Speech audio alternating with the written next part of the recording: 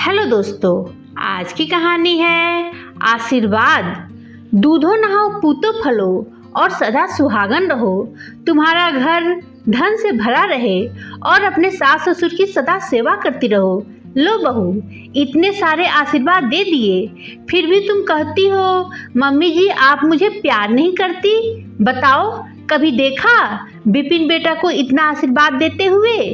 पुष्पा जी अपनी बहू रचना से कहती है।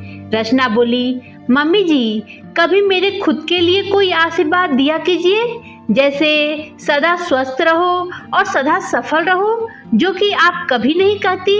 मानती हूँ बुजुर्गों का दिया हुआ आशीर्वाद बहुमूल्य होता है, पर आपके इन सभी आशीर्वादों में कहीं ना कहीं बस आपका ही फायदा है। पुष्पा जी बोली, वो कैसे? रचना बोली, मुझे आज भी याद है जब मैं शादी करके आई थी तब आप कहती थी दूधो नहाओ पूतो फलो।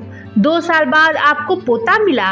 उसके बाद जब आपको पता चला कि हम दूसरा बच्चा नहीं करेंगे तो आप कहती तुम्हारा घर धन से भरा रहे। अब धन तो इसी घर में आएगा, कौन सा मेरे मायके जाएगा। तो पुष्पा जी बोली, बहू तुम क्या क्या सोच लेती हो, लोग सुनेंगे तो क्या कहेंगे। रचना बोली, मम्मी जी लोगों की छोड़िए, उनका तो काम कहना है, पर आप मेरी सोच को गलत साबित कीजिए ना। अब आप कहती हैं सास ससुर की सेवा करो, तो सेवा भी तो आपकी ही करूंगी। मायके जाकर माँ बाप की सेवा तो करूंगी नहीं, फिर इन सब में मैं कहाँ हूँ। पुष्पा जी बोली, बहू मैं तुम्हें झोली भर भर के आशीर्वाद देती हूँ और तुम्हें पसंद नहीं आता। रचना मुस्कुराकर बोली, मम्मी जी इन सभी आशीर्वादों में बस मुझे तब अच्छा लगता है जब आप कहती हैं सदा सुहागन रहो। उसमें कहीं ना कहीं आप मेरे बारे में थोड़ा सोच ही लेती हैं। रचना के वहाँ से जाते ही पुष्पा जी अपने पति राजेंद्र जी से बोली, सुना आपने बहू क्या कह गई? क्या माता पिता पति पत्नी को अलग अलग आशीर्वाद देते हैं? राजेंद्र जी मुस्कुराकर बोले, माता पिता तो अलग अलग आशीर्वाद नहीं देते, पर सास ससुर जरूर भेदभाव कर देते हैं। पुष्पा जी बोली, आप कहना क्या चाहते हैं, साफ साफ कहिए। राजेंद्र जी बोले, ये धारणा बहू के मन में आज उत्पन्न नहीं हुई है। सास ससुर के लगातार बेटे बहू में भेदभाव के कारण उसके मन में ये धारणा बैठ जाती है कि वो अपने बेटे के लिए अच्छा सोचते हैं और बहू के लिए नहीं। जैसे बहू जब शादी करके आई थी तो वो पढ़ना और कुछ बनना चाहती थी, जो तुमने करने नहीं दिया। तुम्हें तो पोता चाहिए था। वहीं तुम अपने बेटे की नौकरी और तरक्की से बहुत खुश होती थी, तो कहीं ना कहीं बहू के मन में ऐसे विचार उत्पन्न होना स्वाभाविक है। पुष्पा जी गुस्से में बोली, वो तब की बात थी, अपनी बात मनवा के आखिर वो नौकरी कर तो रही है, अब उसे मुझसे क्या शिकायत है। राजेंद्र जी बोले, तुम उसके काम करने से खुश हो? कॉलेज जाने से पहले उसे इतने काम बताती हो कि हर रोज उसे लेट हो जाता है। जब भी वो जाती या आती है कुछ ना कुछ ताने मारती रहती हो। क्या कभी ऐसा व्यवहार तुम अपने बेटे के साथ करती हो? तो पुष्पा जी बोली, वो तो मेरा बेटा है, उसकी तुलना बहू से कैसे कर सकती हूँ। राजेंद्र जी बोले, वही तो बात है, ये घर अकेले तुम्हारे बेटे के पैसे से नहीं चलता, बल्कि बहू का भी योगदान है। फिर तुम बहू के लिए क्यों नहीं सोचती? पुष्पा जी उदास बैठ गई तो राजेंद्र जी बोले, पुष्पा एक बार सास नहीं बल्कि माँ बनकर सोचो, तो अपने आप तुम दोनों के विचार बदल जाएंगे। इतना कहकर राजेंद्र जी अखबार लेकर आंगन में चले गए। देखते ही देखते सुबह के 8:30 बज गए।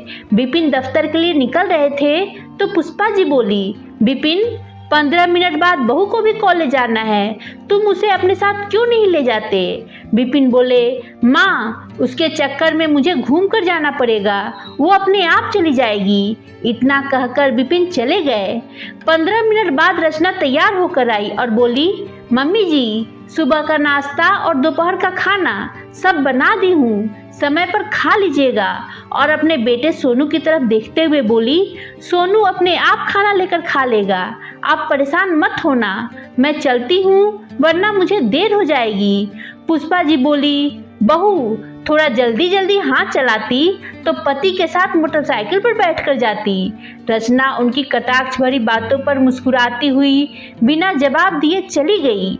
समय यूं ही बीत रहा था। राजेंद्र जी और पुष्पा जी की दवाई, खान पान सबका ख्याल रचना रखती थी, क्योंकि विपिन को वक्त नहीं मिलता था। एक रोज पुष्पा जी की ननद उर्मिला जी आई तो रचना ने एक रोज की छुट्टी ले ली।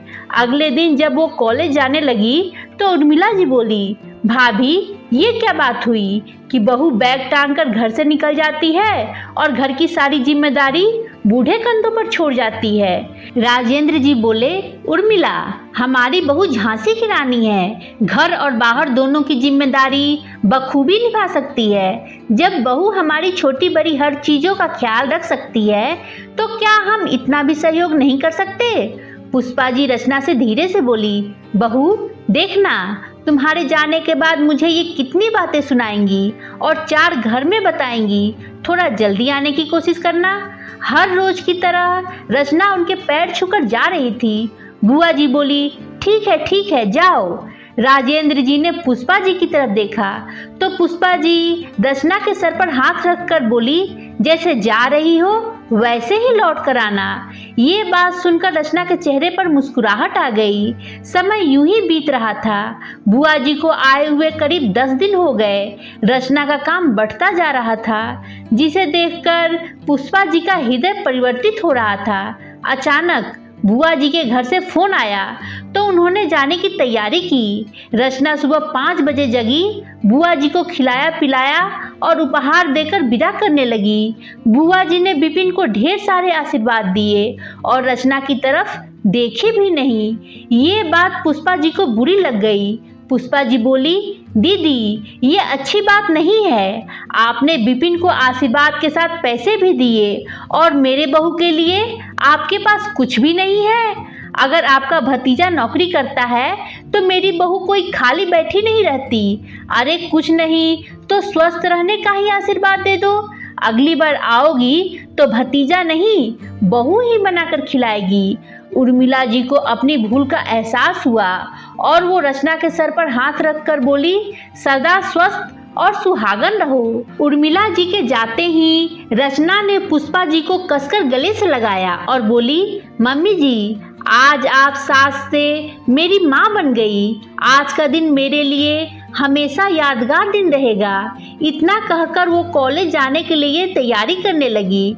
अब हर रोज की तरह जब भी रचना जाने से पहले सास ससुर के पैर छूती, पुष्पा जी उसे ढेर सारे आशीर्वाद देती, हमेशा स्वस्थ रहो और तरक्की करो। जिसे सुनकर रचना मुस्कुराती और वहीं राजेंद्र जी बच्चों को मुस्कुराता देख खुशी से फूले नहीं समाते।